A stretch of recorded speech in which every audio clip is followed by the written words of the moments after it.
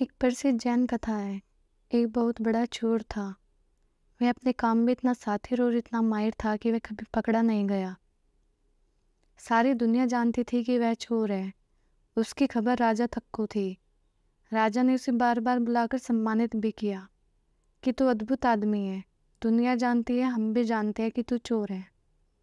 तूने कभी इसे छिपाया भी नहीं, लेकिन तू कभी पकड़ा भी नहीं गया। तेरी कला अद्भुत है। जब वह बूढ़ा हुआ तो उसके बेटे ने कहा, आप अपनी कला मुझे भी सिखा दे, क्योंकि अब क्या भरोसा आप कब चल बसे। तो बूढ़े बाप ने कहा, यह कला तू जानना चाहता है तो कल सिखा दूंगा। कल रात को तू मेरे साथ चलना। वह अगले दिन अपने लड़के को लेकर गया। उसने सेंध लगाई। लड़का खड़ा देखता रहा। वह इस तरह सेंध लगा रहा है, इतनी तन्मयता से कि जैसे कोई चित्रकार चित्र बनाता हो, कोई मूर्तिकार मूर्ति बनाता हो, कोई भक्त मंदिर में पूजा करता हो। लड़का कँप रहा है। रात ठंडी नहीं है, लेकिन कँपकँपी छूट रही है। उसकी रीढ़ में बार बार घबराहट हो रही है। वह चारों तरफ चौंक चौंक कर देखता है, लेकिन बाप अपने काम में लीन है। उसने एक बार भी आँख उठाकर यहाँ वहाँ नहीं देखा। चोरी की सेंध तैयार हो गई।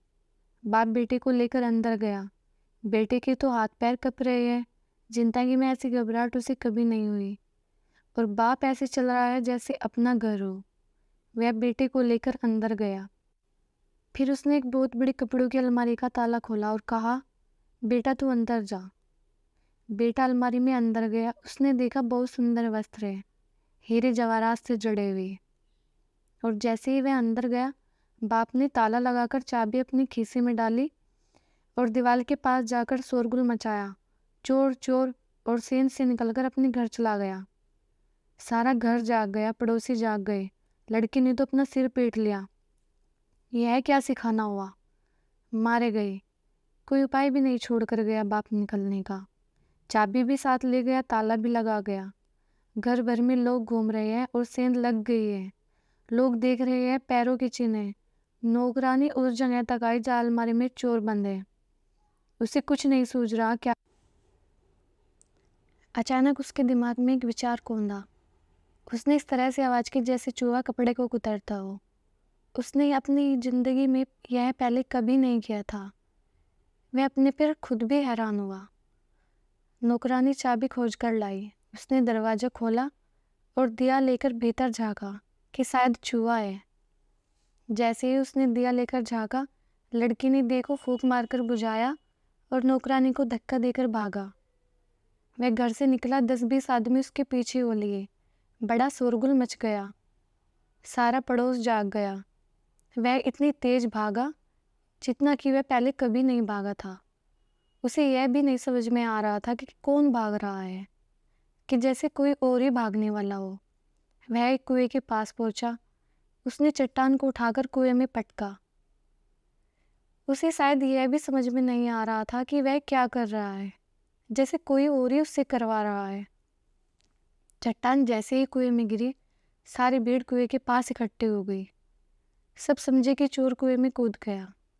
वह झाड़ के पीछे खड़ा होकर सुस्ताया, फिर अपने घर गया।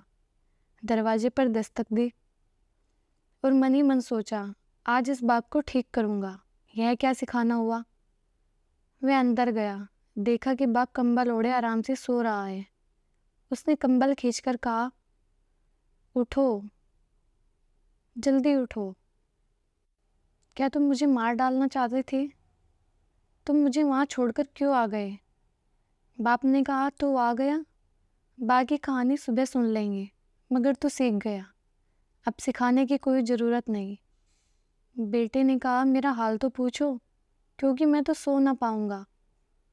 बेटे ने सब अपनी आप बीती बताई। बाप ने कहा, बस तुझे कला आ गई। तुझे यह कला आ गई जो सिखाई नहीं जा सकती, लेकिन आखिर तू मेरा ही बेटा है। मेरा खून तेरे शरीर में दौड़ता है। बस हो गया, तुझे राज मिल गया। क्योंकि चोर अगर बुद्धि से चलेगा तो फंसेगा। वहाँ तो बुद्धि छोड़ देनी पड़ती है, क्योंकि हर घड़ी नहीं है, हर बार नए लोगों की चोरी है, हर मकान नए ढंग का है। पुराना अनुभव कुछ काम नहीं आता। जैन फकीर इस कहानी का उल्लेख करते हुए कहते हैं कि ध्यान की कला भी चोरी जैसी ही है। वहाँ इतना ही होश चाहिए कि बुद्धि अलग हो जाए, सजगता आ जाए। जहाँ भय होगा वहाँ सजगता हो सकती है। जहाँ खतरा होता है तुम वहाँ जाग जाते हो। जहाँ खतरा होता है वहाँ विचार अपने आप बंद हो जाते हैं।